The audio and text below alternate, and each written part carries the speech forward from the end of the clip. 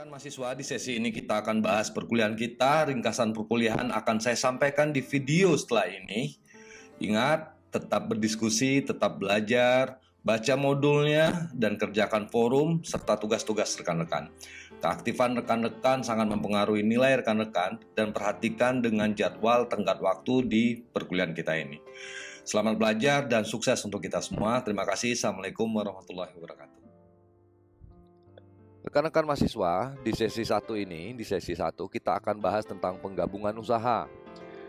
Penggabungan usaha ini materinya rekan-rekan bisa baca di buku materi pokok di Akuntansi Keuangan Lanjutan 1. Sebagai ringkasan perkuliahan, penggabungan usaha itu terjadi apabila dua atau lebih perusahaan yang terpisah bergabung menjadi satu entitas akuntansi. Penggabungan usaha juga disebut sebagai akuisisi, ingat akuisisi, pengambil alian suatu perusahaan atau menggabungkan suatu perusahaan. Nah, mengapa perusahaan itu dilakukan penggabungan? Alasan terjadinya penggabungan usaha ada lebih kurang 6 alasan, yaitu terkait cost advantage, ada keuntungan pembiayaan apabila penggabungan usaha, karena dengan menggabungkan usaha akan mengefektifkan pembiayaan. Dan itu juga berkaitan dengan alasan kedua, yaitu lower risk. Dengan penggabungan usaha maka akan merendahkan resiko, karena dengan menggabungkan perusahaan, resiko yang akan dihadapi akan lebih bisa dikendalikan. Selanjutnya adalah fewer operating delay, yaitu memperlambat keterlambatan operasi. Biasanya seperti contoh, dengan menggabungkan usaha, misalnya satu perusahaan manufaktur, yang kedua digabungkan dengan perusahaan yang menyediakan bahan baku, maka akan mempercepat pelaksanaan operasional perusahaan. Selanjutnya adalah menghindari pengambil alihan oleh perusahaan lain. Jadi penggabungan usaha dilakukan karena untuk menghindari pengambil alihan.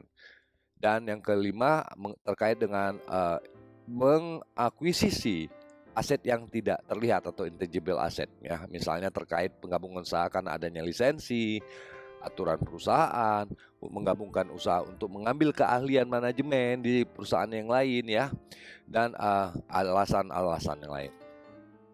Sebagai diskusi rekan-rekan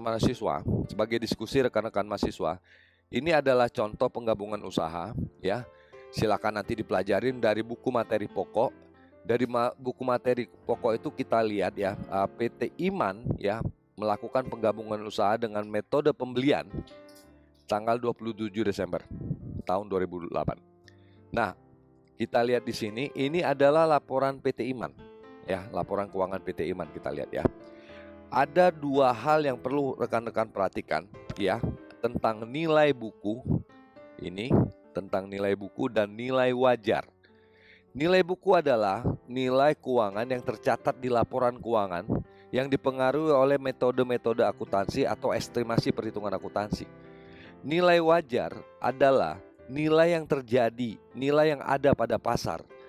Definisi nilai wajar rekan-rekan bisa baca di buku panduan atau buku materi pokok. Tapi secara logika adalah nilai wajar adalah nilai yang benar-benar terjadi secara pasar, yang benar-benar bisa diterima oleh setiap pihak, Kita lihat di sini ada perbedaan di buku nilai aset kita 1,1 juta. Itu lebih rendah dari nilai wajar kita 1,5.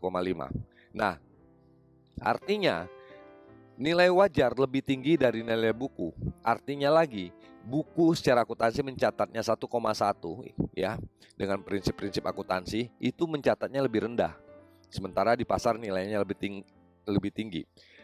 Demikian juga dengan kewajiban, Di kewajiban nilai wajarnya lebih tinggi, dan nilai kewajiban di nilai bukunya 850 itu lebih rendah. Dari transaksi saham pengambil alihan, contohnya, Nah, yang mengambil alih adalah PT Berkah, Dia mengambil alih dengan menerbitkan 50.000 saham.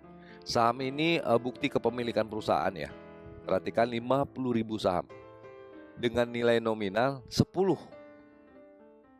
dan nilai pasar. Nah, nilai pencatatan saham secara buku itu harga per sahamnya Rp10, sementara nilai pasarnya Rp20 per saham. Artinya nilai pasarnya lebih tinggi.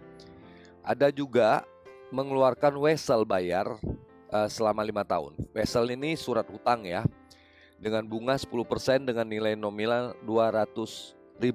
Artinya dikeluarkan surat utang 200 untuk mendapatkan aset bersih PT Iman. Artinya PT Berkah ini mengambil semua asetnya. Itu namanya penggabungan usaha dengan cara akuisisi. Berapa nilai aset PT Iman? Tadi sudah kita lihat ya. Secara nilai buku 1,1, tapi secara nilai wajar lebih tinggi 1,5. Untuk mengambil nilai aset ini dikeluarkanlah saham dan Wesel. Ya. Nah, bagaimana perlakuan akuntansinya? Ya, perlakuan akuntansinya dari PT Berkah, artinya yang membeli. PT Berkah akan mencatat dia melakukan investasi di PT Iman sebesar 1,2. 1.200 ya, nanti dihitung ya, 500.000 dari mana ini? 50.000 saham dikali dengan nilai saham pasar harga nominal 500, ada surat utang tadi 200 dan tambahan modal di setor. Ada tambahan modal di setor 500. Dari mana ini? 500 ini adalah nilai yang diakui PT Berkah untuk mendapatkan perusahaan PT Iman ini sebesar total yang diperoleh 1,2, 1.200. Oke. Nah, sementara dari PT Iman sendiri akan mencatat PT Iman pihak yang dibeli perusahaannya. Dia akan mencatat adanya uang yang terima 75 ya. Piutang bersihnya bertambah 140. Ya. Nilai wajar ini ya. Persediaannya 250 ya. Dan tanahnya 100, kita lihat.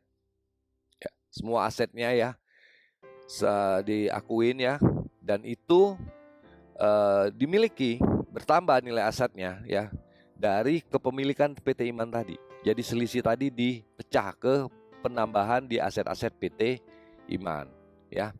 Demikian rekan-rekan mahasiswa, selamat belajar dan dipelajarin. Lebih jelas nanti sambil dihitung oleh rekan-rekan dengan Excel atau kalkulator, di mana poinnya adalah selisih antara nilai buku dengan nilai wajar ya. Itu dampak dari nilai modal atau nilai pembelian dari pihak yang mengakuisisi. Selamat belajar.